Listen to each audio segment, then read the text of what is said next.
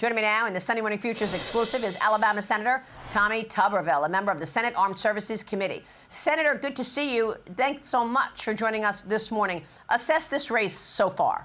Well, it's looking good in a lot of areas. The one thing I've been really concentrating on myself is Senate races. Of course, we're all helping President Trump, but we know we have to get the Senate. It looks good in several places. Even we're gaining ground in some that we didn't think we would 2 or 3 weeks ago, Maria. But again, it's all about winning the White House, the Senate, and the House. We've got to be able to put rehab back in this country. Our country's in a tailspin. The Biden administration has been disastrous from top to bottom.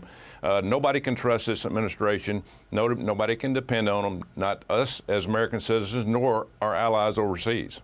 Well, Mitch McConnell will be stepping down. Let's talk about the Senate for a moment. Do you believe Senate leadership, whoever that may be, will align with President Trump?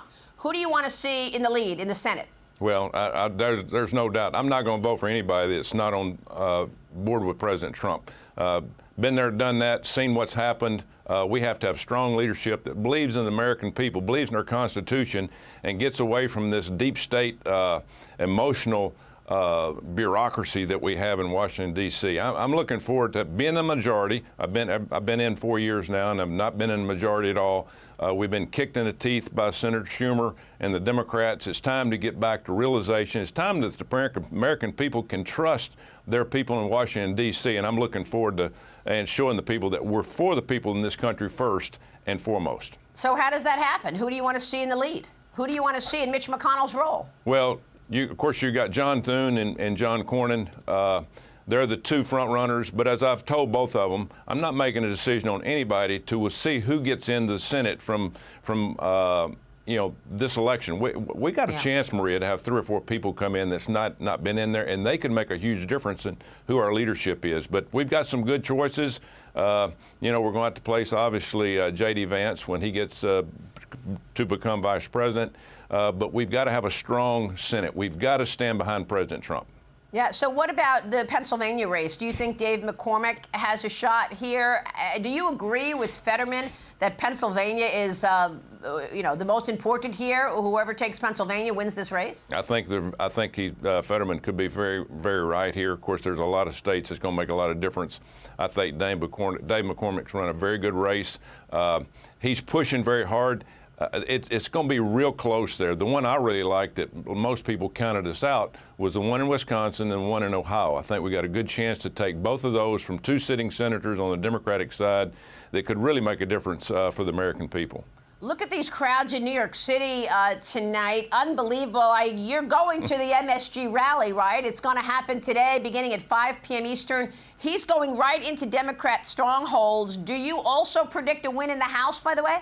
I think we got a great chance in the House. I don't know as much about that as I do the Senate, but I'm looking forward to this rally tonight. I've been to several of them, a bunch of them over the years with President Trump. You know, he told me a year ago, Maria, that we're playing golf one day. He says, Coach, I'm going to have a great chance to win New York. I said, you lost your mind.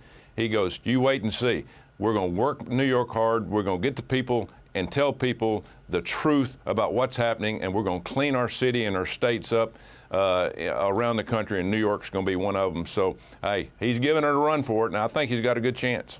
Wow, that is incredible if he were to take New York. It sounds like you think we could see a unified government. Do you think you could do a Republican sweep here? Well, I think we could. It's going to be very close. Again, I don't know much about the House. I think the Senate, I think we're going to get 51 to 54 seats in the Senate, just the work that I've seen over the last 4 or 5 months. Then, of course, President Trump, he's run a very strong campaign the last three weeks, Maria. He's got to win. Our country is in such tailspin. And, the people that say they might not vote for President Trump is the young people, and they're voting against their future. I don't understand that. I've been trying to tell all these young people across the country, your future is at stake. If you don't elect somebody that believes in America and believes in the Constitution like President Trump, you're going to have a tough time in life. So looking forward to working hopefully with a lot of these young kids, getting them to vote for President Trump. All of this in the face of adversaries wanting to pounce. For example, China. Senator, you're on the Armed Services Committee in the Senate. I've got to ask you about buying drones from China. I understand that the U.S. buys and uses DJI drones in our military. So explain this to me, and does that mean that whatever the DJI drones see, China sees as well? Why is our military using drones from China? Exactly. They call us, we call China our adversary. They're really our competitor. And, this administration, the Biden administration, has been doing everything they possibly could do to pump up the economy of the Chinese people. Now, we're not again, they are our competitor. We need to take care of America. Being in the Senate, every time I have somebody come tell me, Coach, you need to vote for this spending to go to Ukraine or vote for this spending to go to the Middle East, I always say, where's the money going? And I said, if we're spending money on making things in this country, now, Maria, we make drones in 4, 5, 6 states in the United States of America, as good as anybody. Why in the hell would we spend any money in China and not spend it here in this country if we're going to build drones? And again, we want to be the deadliest military on the face of the earth, but we keep pushing all this money all over the world. We're going to be we're going to be lucky to be equal to anybody across this world in terms of military.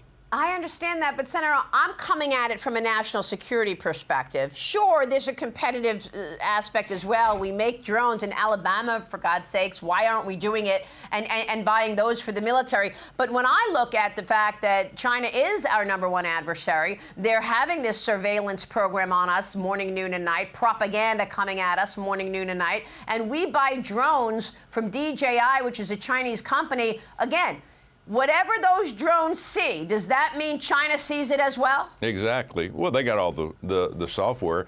If they put the software in there, it's over. I mean, they're going to get exactly what we get. And again, at the end of the day, Maria, we are going to have to be self-sufficient in this country. We can't, there's a lot of things that we can't do that China can do, but we've propped them up, their economy up.